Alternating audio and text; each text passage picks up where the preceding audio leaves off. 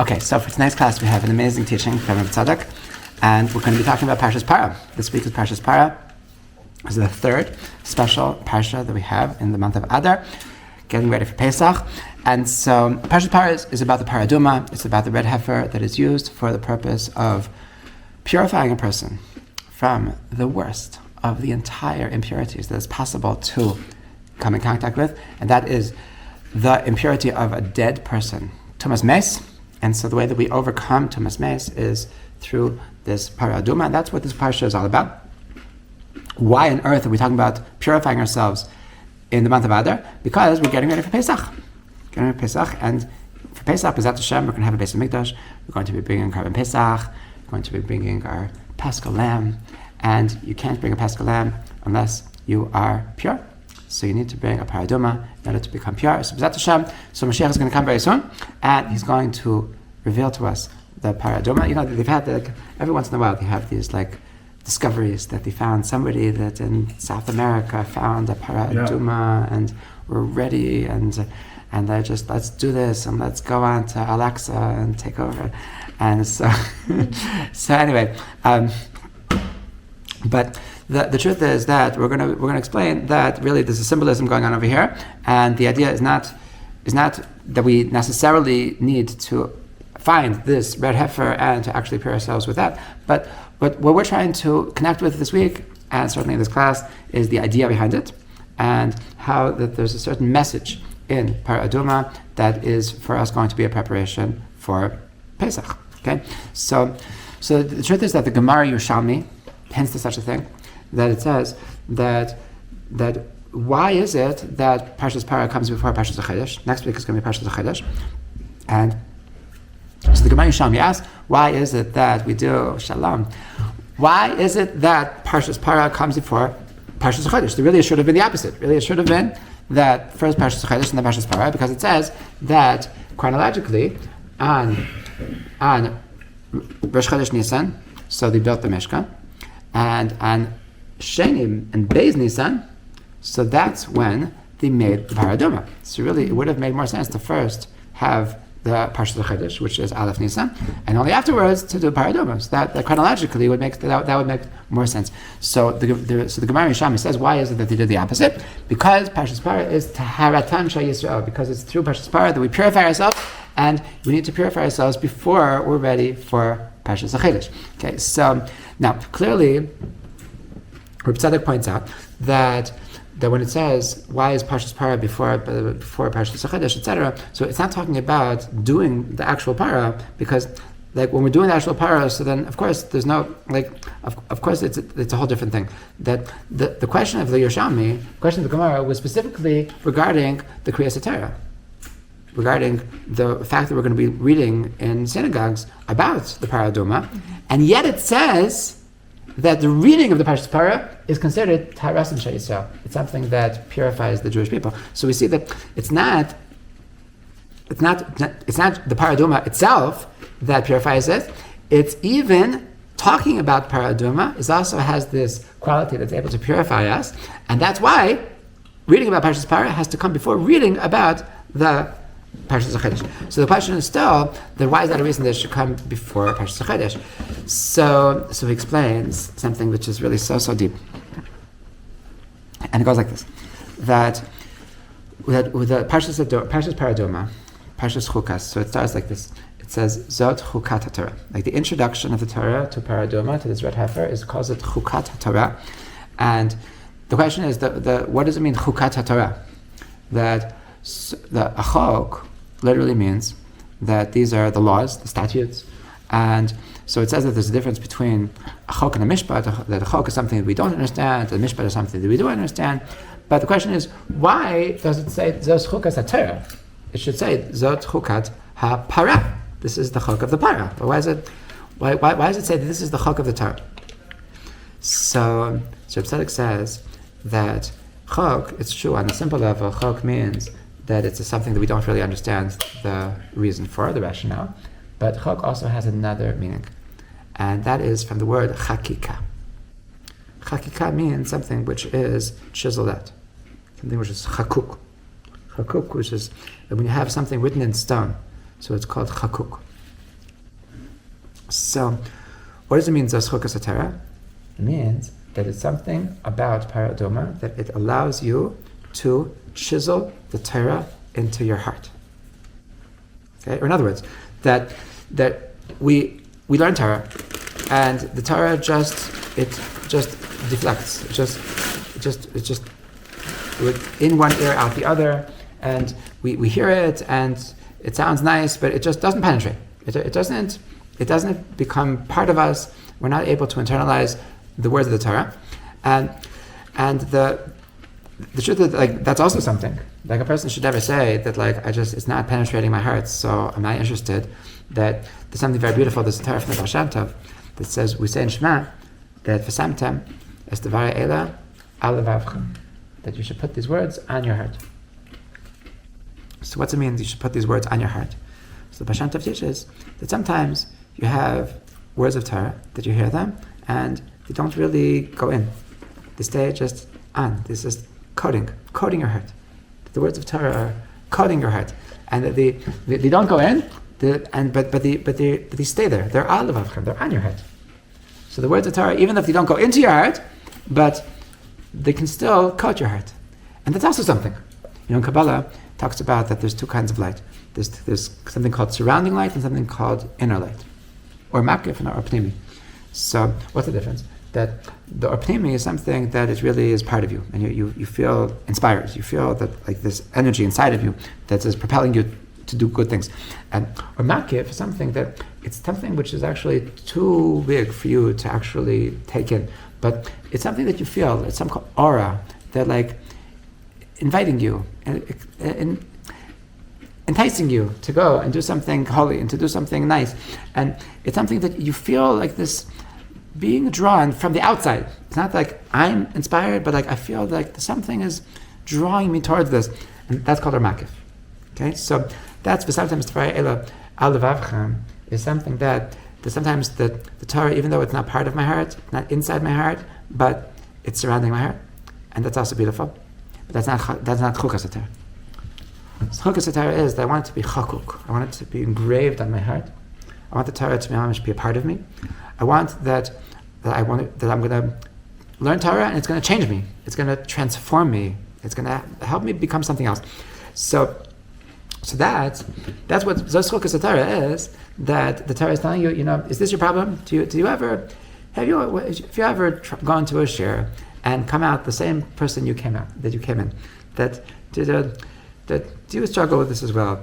Here is your solution. You need a Parah Aduma. A Parah Aduma, one size fits all. You take a Parah Aduma, and then next time you go to a shir, you'll come out transformed. Baruch Hashem. Okay, so this is what the Torah is telling you. The Zoschulkas Torah means that the thing that's going to be choikek the Torah into your heart it's all because of Parah Aduma. Now, the truth is that Shabbos is also called a chayk. Shabbos is also called a chayk. It says that in Marah, we were in the place called Marah, and it says that Sham Sam Lo Chayko Mishpat V'Sham Yisrael. That over there, that when we were in Marah, so Hashem gave us Chayko Mishpat. So it says, what's the chayk? Chayk is Shabbos. That really, we were commanded in Shabbos before we got the Torah. One of the first mitzvahs that we ever got is Shabbos, and that's the chayk that we were taught in Marah. Okay, so Shabbos is called a chayk. So Tzadok says, what's it mean that Shabbos is called a chayk? It means that it also has this quality. It has this quality of chakika. It has the ability to engrave Torah into your heart. Something about Shabbos, the more that you connect to Shabbos, the more that it's going to become part of you. The Torah is going to penetrate. The Torah is going to become internalized. And so this is Rabbi Nachman said that when Mashiach comes, so the whole world is going to be Breslov. Interesting. But he explained that he doesn't really mean that they can be like jumping on the minibus. He means that the Breslov really means lev basar. Lev basar. That Hashem says, Pasuk says in Yechezkel, "V'hasiraisi lev ha'even mibsarchem v'nesati lechem lev basar." I'm going to take from you the heart of stone. I'm going to take away your heart of stone. I'm going to give you a heart of flesh. So heart of flesh, Lev Basar, that's Breslov. It's the same letters. So we said that when Mashiach comes, the whole world is going to be Breslov. It means that the whole world is going to have a heart of flesh. Okay, what's the difference between a heart of stone and a heart of flesh? That a heart of stone is a cold-hearted snake. A person who's a cold-hearted person is that nothing penetrates. That that nothing is going to move me. Nothing is going to bring out my empathy. Nothing is going to bring my excitement. I'm just a cold person. I'm a Litvak. And Ashkenazi, yeah. So no, Litvak Ashkenazi. So that's Mashiach is going to make us all Breslov. They were going to stop being Litvish. We're going to stop and and so to give us a heart of flesh means that we're going to feel, just to be able to feel life, to be able to feel for ourselves, to be able to feel people. You've ever heard this saying that I'd rather feel pain than feel nothing at all. That to be numb is the worst thing. Being numb is having a heart of stone. Is that I don't feel anything. That I don't feel happy when things are happy. I don't feel sad when things are sad. I certainly don't feel the pain of somebody else. I don't feel excited about what I'm doing. I'm not passionate about my mission in life. Nothing excites me. I have a heart of stone. Okay? Sometimes it's sometimes these people with hearts of stone is that the problem is actually that they're intellectual. The problem is that their whole life is in their head, and that they think that there's something immature about bringing it from their head to their heart, and so they make these guards up that they don't let anything penetrate their heart. They don't let anything. They I taught somebody the other day that there's some people. There's somebody was talking about how to using mushrooms in a therapeutic way, and she was saying how that she was treating these very, very high level Army veterans in the U.S. Army, that these Blue SEAL something. Berets, something Navy SEAL, Blue Berets, so these Green Berets, high level, top 1 percentile of the nation, and that they have serious PTSD. That they're even showing psychopathic kind of symptoms because of the PTSD, and so that nothing was able to reach their heart. They had these traumas, nothing was able to reach them. All therapy in the world, because the thing that made them so good at what they were, the thing that made them such amazing soldiers, the fact that they were able to suppress all their emotions, and so because they were such experts at suppressing their emotions, nothing was able to reach them. So they had these deep traumas. They weren't able, and so she was saying that that they gave him a high dosage of psychedelics, and one after the other, they would say that I can't fight these bleeping mushrooms. This is the first time in the world, the first time in my life that something was able to overpower me. Suddenly they were able to get in touch with their hearts. And this is, they were such experts at being having hearts of stone that it took something super powerful to be able to melt these walls. So Mashiach comes, so we're going to have hearts of flesh, meaning that we're going to be able to start feeling, to be able to, it's critical to be successful in the human experience, is to be able to feel, is to be able to be in touch with your heart, and that's what it means to have a heart of flesh. Okay, so this is what it means. V'nasati is that Zeschukas HaTorah. Zeschukas HaTorah means that Hashem gives us a method. How are the words of Torah going to penetrate our hearts? How are they going to be engraved in our hearts? How are we going to fix the problem that the Torah is just staying on the outside? It's remaining this makif. It's remaining this light that's surrounding me. It's not exactly part of me. Exactly what I think, what I feel. It's not changing me. It's not transforming. And so that how do we fight this? This Zeschukas Torah is the person's coming and so he says that is Parshat Chodesh next week. So that represents Torah. That represents Torah because it says that Chodesh Hazel Lachem Rosh Chodeshim. This is the first mitzvah that the Jewish people received. And so Parshas Chodesh represents the beginning of receiving Torah. Okay, the beginning of receiving Torah, that's symbolized by Parshas Chodesh. So Parshas Parah needs to come before Parshas Chodesh, because before you start hearing Torah, you need that your heart is going to be open. If your heart is going to be a heart of stone, then nothing can penetrate. So then, what's the point in teaching the Torah? And so first we need Parshas Chodesh, Taras and Sheisah. This is how we purify ourselves, meaning that we turn our hearts into receivers, into receptacles, that we're able to take the words of Torah in, meaning the Torah is not just going to just be on the outside, but the Torah is actually going to penetrate. The Torah is actually going to change us. So this is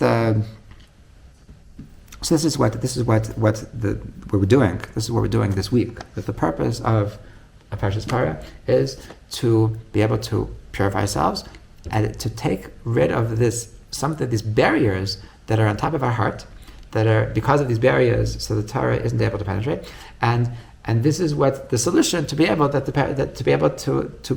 learn Torah in a way that's going to transform us. Okay, so this is like in a certain sense this is an element of what it says, the Derech Eretz Kabbalah Torah.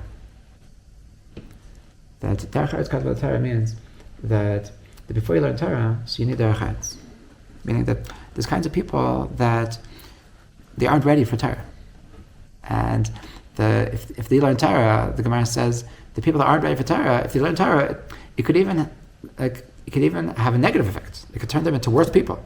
And I've seen this myself, that people that with very bad midos, that their whole approach to Torah is because they want to feel that they're better than everybody else, and then because they learn Torah, so then they start telling everybody off, and now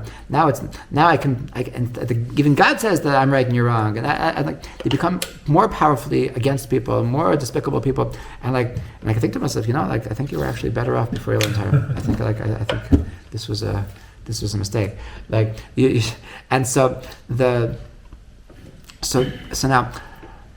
So now this is the problem that Parshas Parah is addressing. That we want Torah that's going to change us. We want Torah that's going to wake us up. We want Torah that's going to transform us. It's going to help us evolve. It's going to really, that I want to come out of every time I learn Torah, I want to feel like a holier person. I want to feel like a better person. I want to feel like a nicer person. I want to feel like a more passionate person, and I feel like it's just not happening. I feel like I'm stuck. So that's where Parshas Parah comes in. Okay, so Tzadok says that what's the idea? So the reason why the Torah is not penetrating your heart is because you have these klipot. A klipa means a shell. That a shell is covering up your heart, because your heart is covered. So then it's just a deep shell that the Torah can't break through. So what are the three klipot? So the Mishnah says that there's three things. That Metzinas Adam and Ayla, and that is Hakina, Vateva, V'Hakavod. There's three negative character traits, three negative midot that take a person out of this world: Kina, jealousy; Taiva, lust; and kavod, arrogance, the desire for the need for constant people to receive honor. So these are the three things that that they ruin your lives. To ruin your lives. Person, the jealous person that's obsessed with his lusts, and a person that's obsessed with his honor.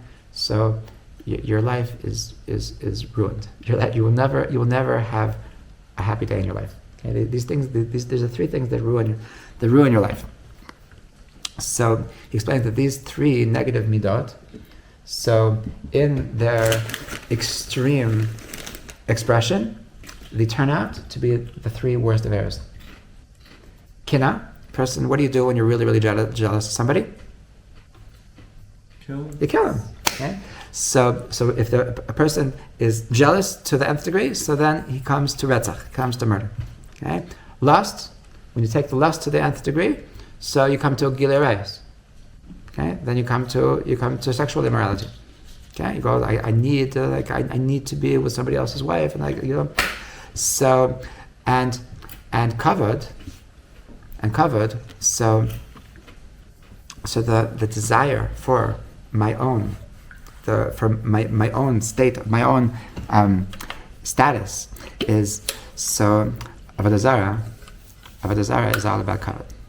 Avodah Zarah is all about kavod because really the difference between Avodah Zarah and serving Hashem is that in Avodah Zarah, so I'm in charge. In Judaism, so Hashem is in charge. Okay? In Avodah Zarah, really the gods are really my slaves. That I have to serve them. If I serve them the right way, then they do what I need to do. Like if I need rain, so I just do my rain dance, and then I get what I need. Okay? Whereas with Hashem, so then there's no guarantees. That when I'm serving Hashem, so that I'm making myself vulnerable to the possibility that He's going to actually not give me what I want, because maybe He knows better. So really, the desire to be in control is actually the source of Avodah Zarah. Okay, so kavod, the desire for kavod, the desire for power, is in its worst state brings me to idolatry. So now, Reb Tzadok says that these three negative character traits, so they're also corresponding to three kinds of tum'at, three kinds of impurities. There's three kinds of impurities. One is called tumas tzaras, leprosy.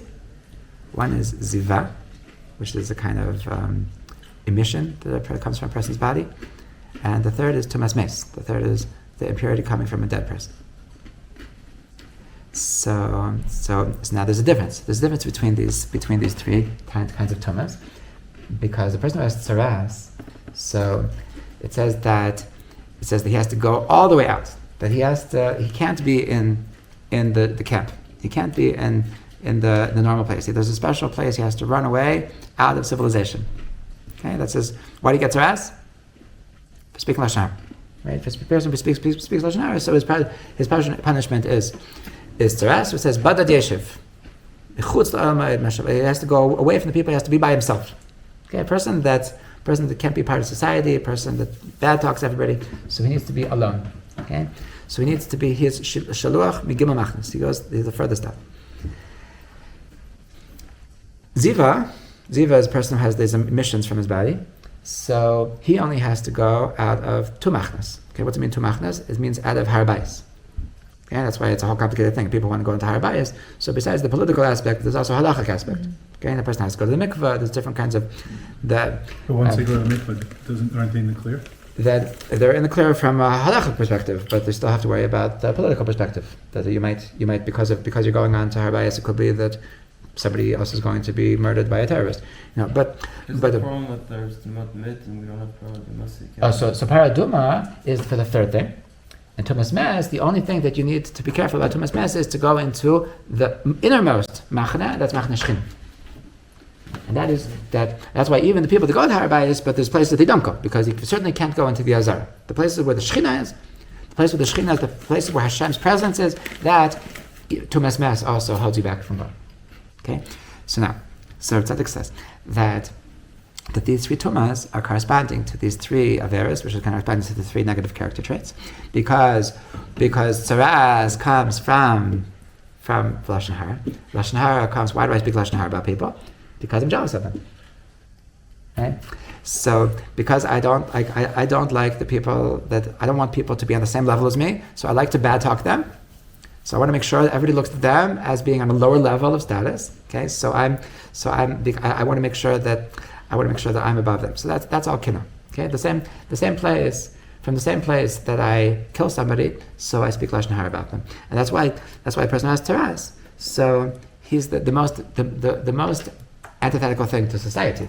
He can't be part of society. He can't be part of just regular human beings, because if you're going to be bad talking people, if you have this midah of kinna, if you just can't get along with people, so then you have no place in society. Okay, this is the most basic problem. The most basic problem is a person that just can't get along with everybody. Okay, so what is the solution? What is the solution for the kinna, for the tzaras? The solution is Parshas Shkalim. Parshat Shkalim is the first level, the first klipa. We peel off this first klipa because what's Shkalim all about? Shkalim is all about that I am a part of a whole. I'm just a half. I can't do this on my own. I need everybody else.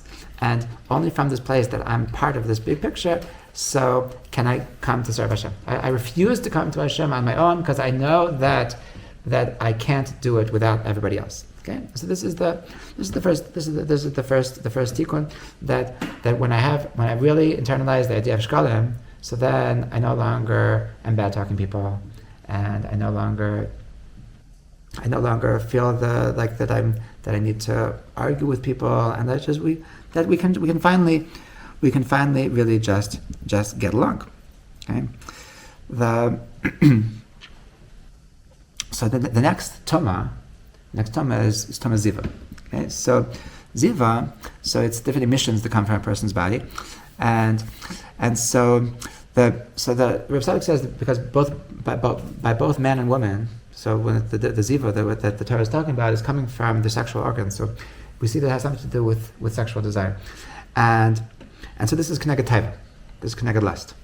Okay, I mean the person that has tuma ziva, so it's a sign that he or she has a problem with their lust.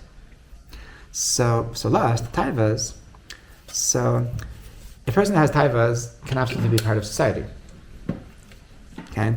But the problem is to be in the second camp. The second camp. What was the second camp? The second camp is called Machna Levia. Machna Levia is what we call now Harabayis. Okay, Harabayis. So it's corresponding to where the Levium would live, and the Levium, what was their job? That's where they were learning Torah. When we were in the desert, so the place where the Levium lived. That was the place. That was the Beis Medrashes. That symbolizes the place of learning Torah. The place of learning Torah. So that's called Machna Levia. And Tzadok says that this symbolizes that a person that wants to connect to Torah. So you can't really connect to Torah if you're still wallowing in your lusts. Okay. Now, so what does this really mean? So he says that we can understand this better from. If we look at what's the solution, what's the solution for taiva? What's the solution for ziva? Parshat Zachar. Okay, Parshat Zachar is the way that we solve this problem. So the Parshat Zachar is destroying Amalek. So let's look at Amalek. It says that Amalek, when did he come to get us? He came to get us where ayef v'yageh. Ayef v'yageh, when we were tired, when we were weary. Okay, it says that he came to get is called Nachshalim Acharecha, the people, the stragglers. Okay, so Tzadok says that what's the thing with lust? What's the thing? A person that's struggling with lust. You know what his real problem is? His problem is that he's just in a weak state. He just doesn't have koach. I just don't have strength to overcome what I'm in the mood to do. This is like this. I'm not in the mood to get up for davening. I'm not in the mood to be strong to my morals, to be strong to my values. I'm just like, just leave me alone. Just leave me alone. I'm just not in the headspace for this right now. I just need to do whatever I'm in the mood to do, and that's Amalek. Amalek is that a person that gives in to his taivas, a person that gives in to his lust. It's not that it's not that he doesn't believe in it. It's just that he doesn't have strength. It's just that he's tired. He doesn't have the willpower. So it says by Amalek, "V'lo yarei Elokim." V'lo yarei Elokim. That we're lacking in yirah. What do you mean yirah? So the Gemara says, I think I've told you this before. The Gemara says, "Kol mi sheyesh lo yirah shamayim, devarav nishmayim." Person that has yirah shamayim, so his words are heard. Okay, so the simple understanding of the Gemara means that it means some kind of spiritual thing, that like the person with Yirah Shamayim, when you talk, people are going to listen to you. You'll be able, but I once saw a very beautiful commentary that it's so simple that it's not talking about other people. You know what it means? Dvarav nishmayim, mishi yesh Yirah Shamayim. When you tell yourself something, so then you listen. It means you have willpower. It means that the person that's able to listen to his own voice. So that's the definition of Yiras Shamayim. Person, you're not a pushover. You're not a person who doesn't have Yiras Shamayim. Means that, like, when I have this voice inside of me, you really shouldn't be doing this. You don't believe in this. This isn't what you stand for. And but you're a loser. But you're weak. You're just not in the mood. You're just I don't like. You're a pushover. You're a pushover. I was telling you that I was talking to somebody in Parah that he was having some struggle, and I was like a little bit drunk, so I don't usually talk to this, but I told him, your problem, you're a wuss. That's what you're. I didn't appreciate that. I just want you to know. And there's a lot of the problem of a person not having Yiras Shamayim. Yiras Shamayim is just being strong, being that I'm gonna be true to my values, and that's being ayif. When you're ayif, when we're tired, when I'm weak. So that's when Amalek comes. Amalek represents taivas. Amalek represents that I'm just don't have the strength to stand up for my truer self, to my higher self. That's what Amalek represents. And so, it's the same thing with to a certain extent. To a certain extent, it's very connected to addictions. People have addictions to different kinds of lustful things, whether it's the addiction to eating or drugs or alcohol or sex or porn. And it's all of addictions. It's an escape. There are all of addictions. People are trying to. The reason why they go to these things is because they have some pain that they aren't willing to face. And so they need something to escape to. And so that's ayif. It's coming to ayif. You don't have the strength to face your demons, so you go to your addictions. It's the thing that sometimes it can take on horrible forms. Like the person that can't face their own demons, they can do horrible things. Like somebody once told me that people that hurt themselves. So the reason why they hurt themselves is because the only thing that can take their mind off of their emotional pain is to have a greater pain. That's why they cut themselves because they feel the pain of the cut. And that's how they're able to escape their inner pain. It's a horrible thing. So that's a certain weakness of not being able to face myself. Is what brings taivas. Is what brings taivas onto me. And so destroying Amalek really means being strong. Destroying Amalek means that I'm going to stand for what I really believe in. I'm not going to allow my easy ways out to control my life. I'm going to really stand up for what I really want for my own life. I'm not going to be a straggler. I'm not going to be ayif. And last but not least, we come to Parshas Parah.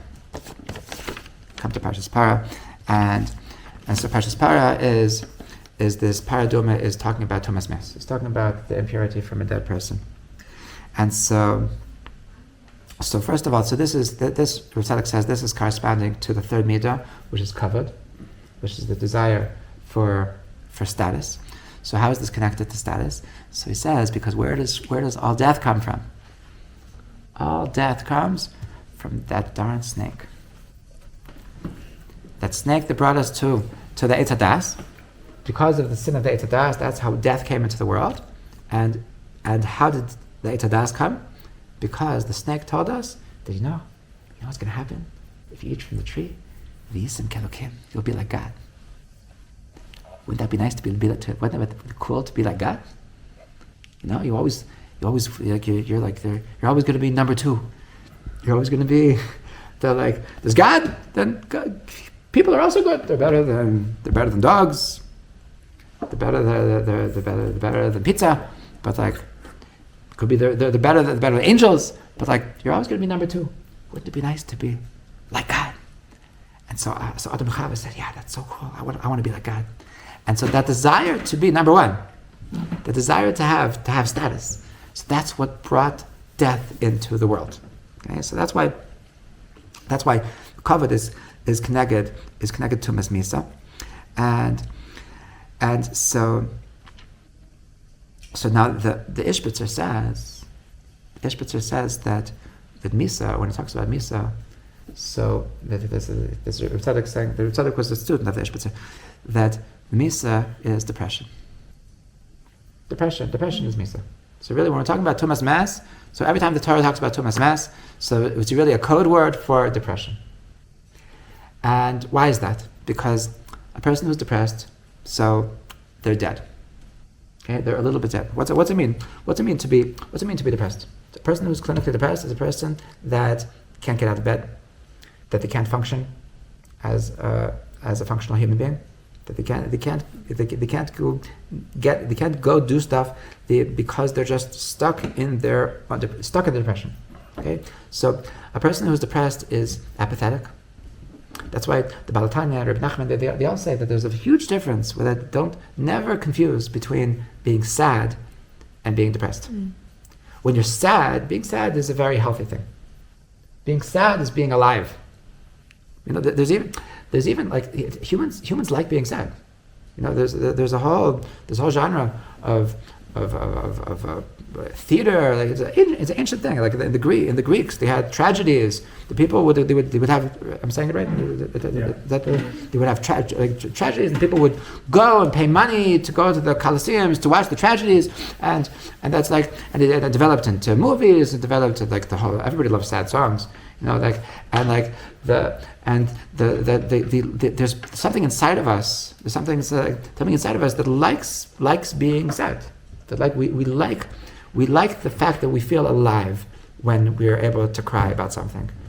Like it makes us feel more alive. So like I had, you know, that there's a halacha that you're not allowed to you're not allowed to cry in Shabbos. Okay, but like I remember, like I had this book, this Holocaust book that I loved reading, and like the only time that I had time to read it was only on Shabbos. So and I liked the feeling of being sad, and I was lenient. I said probably Hashem forgives me, and and so like the only time because there's something nice about the experience of. Anyway, so it was wrong. I was probably you're supposed to be happy on Shabbos, you know? But whatever. So being sad is a healthy thing. Being sad is a good thing. Right? Being depressed is a bad thing. Right? Being depressed is something you cannot be successful in being a Jew if you're depressed. Right? Like I'm not saying that you should give up. You should keep on trying to overcome depression. But it's not. A person can never make peace with the fact that it's okay. I'm depressed. That's just the way I am. It's a problem. And so Tzadok says that this depression. So this Tumas Meis. So this it's a delicate thing that we said that person who has Tumas Teras, person who has kina, a person who can't get along with people, so they can't be part of society at all. They have to be outside of the civilization. A person who has taivas, a person who has lusts, so they can be part of civilization, but they won't be able to be part of the world of Torah. Okay. Now, what about a person who's depressed? So he's okay. He can learn in the brisk yeshiva, and he can be the gadol ador, and everybody's asking him their most complicated questions. And there's just one thing that he can't do. He can't come into machna shchina. He can't go into the azara. He can't. The one thing that he'll never be part of is he'll never be part of the presence of God. Okay, you can make it in society. You can make it in Torah, but you'll never come close to God. It's the one thing. And like we have these people that they're among us, and they're just like they haven't yet come out of the closet, but really they're deeply depressed, and really they don't feel it, and they don't feel that there's a need to feel it, and they think that it's and so so the truth is that like Reb Tzadok says that it's a whole convoluted thing, that really that death comes, that depression is really death, and death comes from the tree of knowledge, and the tree of knowledge comes from the desire for kavod. But the truth is that it's also that on a spiritual level it's also very simple. That why do we get depressed? We get depressed because we are full of ourselves. because of our desire for perfection, because we think that we're something which is not normal, we think that we're God's gift to reality. So when we see that we're not perfect, so then we get depressed. Okay, we become the perfectionists. Isn't that connected to jealousy too? You can be a perfectionist without any jealousy. You can be like, even if you did the best in the class, but you're still not good enough because you think that you're better than that. You think that you deserve to get 100. You think that it's not. It doesn't have to come from somebody else. It's because of my messed up image of myself, because of my false identity as something which is perfect. So when I'm not living up to what I think I should be, so then I feel like a failure, and because I feel like a failure, so then I'm just not interested. In other words, that because I think that I'm superhuman, so then I live depressed, and I can never be at peace with the fact that I'm just another guy. And so the way to overcome this, there's only one way, is to just wake up and smell the coffee. That you're just another guy. You're not God's gift to the universe. It's okay. It's okay. It's actually healthy that you're just another guy. You don't have to be better than everybody else. You can just be the same level as everybody else, and that's totally okay. To understand that you're just another guy, to fix this cover, to fix this place that I'm thinking that I'm better than everybody else, to think that I'm so number one. So this is the place of humility, is the place that helps me that I'm not going to be depressed. I can finally just be happy with myself, just to accept myself by understanding that it's okay to just be me. It's okay to just be normal. I don't have to think that I'm something that's something so super special. So this is how overcoming the klipa of kavod is actually what helps us. That it's going to make us overcome tumas mes. And this is what Parshat Parah is all about. This is what Tzadok says. That's why part of the procedure of paraduma is that you have to take this paraduma and you have to take it with an ezov. An ezov is one of the shortest shrubs that grows, and it's coming to the Rashi says that it's coming to remind you to feel little. It's okay. You don't have to think you're so special. You can just be another guy. And we look at humility as such a I read once that Baruch Spinoza, that he looked at humility as a weakness. He looked at it as a negative trait. That if you want to be a powerful person, then you need to be arrogant, and it's a good thing. And the Torah, we take the biggest hero in the entire Torah, Moshe Rabbeinu. So his trait was that he was humble. We look at being humble as the best thing in the world. And if you look at all of the real Jewish heroes, every Jewish hero was humble. No Jewish hero thought that they were so special. They all thought that they were really just regular guys, and they were just regular. They were just, and so the only way to overcome misa, the only way to overcome depression, which is the thing which is holding us back from God, holding us back from dveikut, holding us back from real connection, is only through overcoming arrogance. Is only through becoming humble people. So this is what Tzadok says. This is the thing that allows us to circle back. So why does Parshas Parah come before Parshas Chodesh? Because before you learn Torah, so you need something that's going to make your breast lift. You need something that's going to open your heart, to turn your heart into a heart that can really take in. A heart of flesh, that the things are going to come into your heart. And what are the things that are holding us away, that are hardening our heart? That we have these klipas, we have these coverings, and the coverings are the coverings of kina, the coverings of taiva, the coverings of kavod. And so it's only through overcoming these klipas that a heart is going to be open. Okay, and this is really what it means. The derech has katman Torah. That a person can go to 1,000,000 shiurim. A person can learn tons of Torah, and nothing's going to change him. Nothing's going to to improve him, not to make him into a better person, into a caring person, and it's just because his heart reflects it. His heart, whatever it's just he's not there, and the reason why he's not there is because he has these dark klippas, which are just not letting the light in. So the Tzadok is teaching us the secret that you're not helpless, that we're not helpless, that if we prepare for Torah, so then when we learn the Torah, then it's going to come good. So it's going to go in. So first of all, we have to really internalize shkalim, that we don't need to be jealous of people. We don't need to think that we need to be ahead of people. We can just get along. Just realize that we're all in this together. That he does his thing, I do my thing, and it's really all good. That's the shkalim. That's getting rid of the kinna. Then getting rid of the taiva, being strong, being aware of the fact that I'm not being true to myself. Having this yira, having this ability to be like, it's not about being obsessed with taivas. Really just means that I'm not a strong person. Having gevura, having yira, that is the second.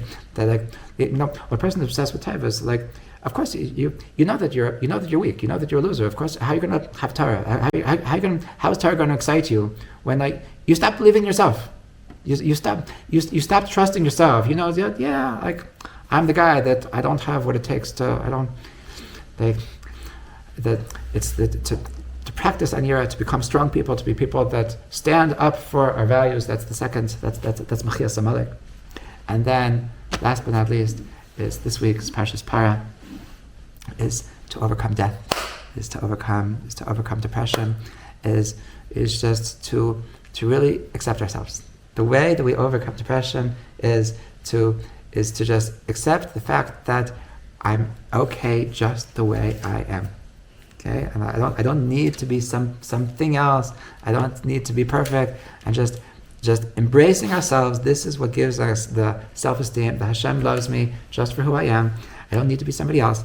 And that from this place of self-esteem, this is the thing that gives us life. This is the thing that gives us the ability to overcome death. And then once we took care of these three klipos, once we have a healthy self-esteem, and we feel like we're all in this together, and we're strong, and so then we're invincible. Then when we hear an idea, so then I'll jump for it. I'll be able to immediately implement the things that I learned. I'll be able to grow in leaps and bounds because my heart is open, because my heart is a receptacle. So bless us all that we should really be able to open up our hearts, really to be able to fight, to break through all of these klippas, and to really be in touch with ourselves, to really be able to feel life, and to really feel ourselves, and then we'll be ready for an amazing Pesach. The Torah that we're going to be learning is just always going to change us. We'll always be able to be evolving b'ezrat Hashem.